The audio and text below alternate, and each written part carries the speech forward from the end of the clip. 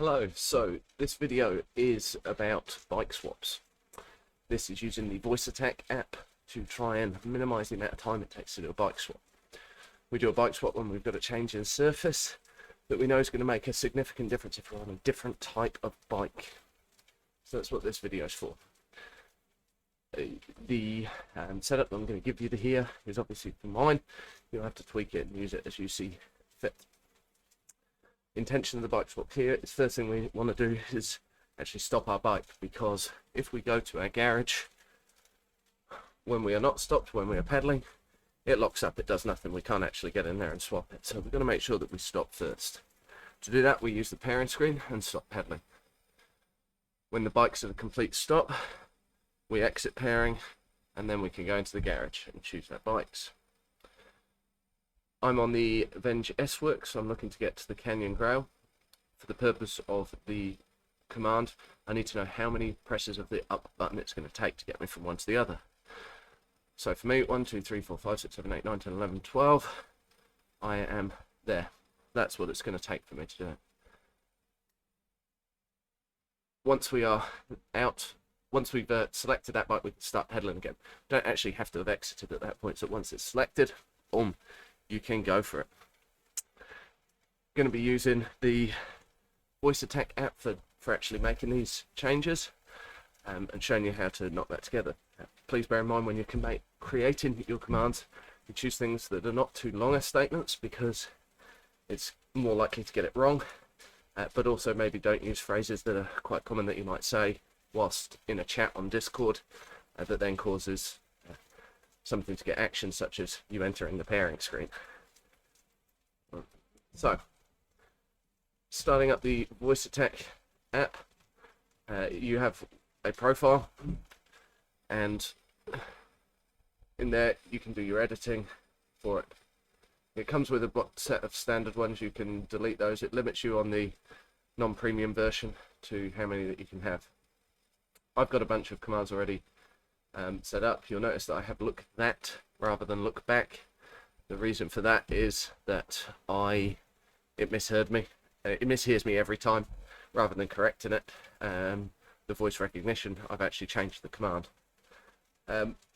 This command here is the one we're going to be looking at here, which is my change from the S-Works Venge to the Canyon Grail.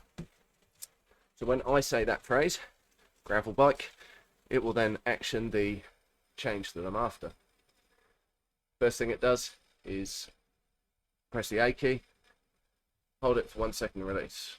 The way that we're setting these up, you literally hit the key press here and you choose the button that you want it to do. You'll notice that I've set the time here for 0.07 a second on that one. It doesn't match what I've got on the first one. The reason for that is the delay, pause, how long it takes Zwift to actually action some of these points. We then have a pause for 4.5 seconds. 4.5 seconds is the amount that I've kind of worked out is good for me, going at fair pace on the S-Works Venge to make that change to the Grail and having me stop. Right? So I will say the phrase and stop pedaling at the same time, 4.5 seconds. It's then happy that I've reached 0 watts and stopped moving. Then has a press and release on the escape key, which exits the pairing screen. Press of the T key, which puts me into the garage. It puts me into the place where I can select garage. By hitting enter, it then enters the garage. This is the point at which we start creating the moves, the button presses, to get us to the right bike. To do that, we are going to go to our other advanced settings and add a loop start. Alright, and we are looking for repeat a certain number of times, a for loop. So in there, that's where I've plugged to 12, and boom, it's created. Repeat 12 times and then end loop. By adding a key press in here,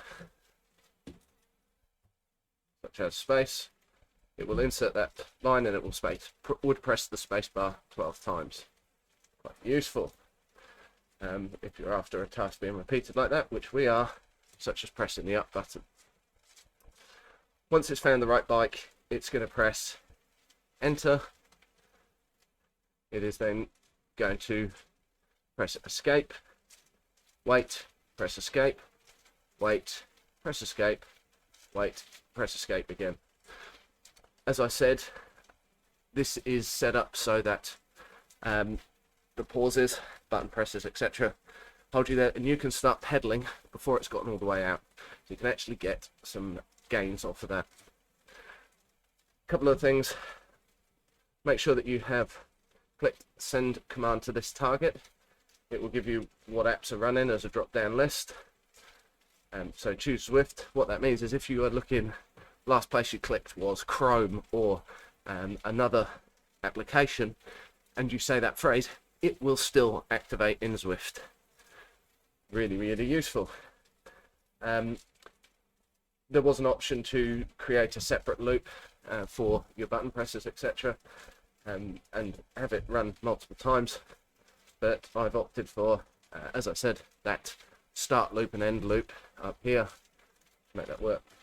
All of those settings, and it's done. Any changes? Cool. Yeah, I'm going to discard anything just in case I messed anything up there. But now I'm back here. I am on my bicycle, still on the S-Works Venge. And I'm going to say, gravel bike. Paused. It's got me to a stop. It does the selection and I'm pedaling again. And that is the change.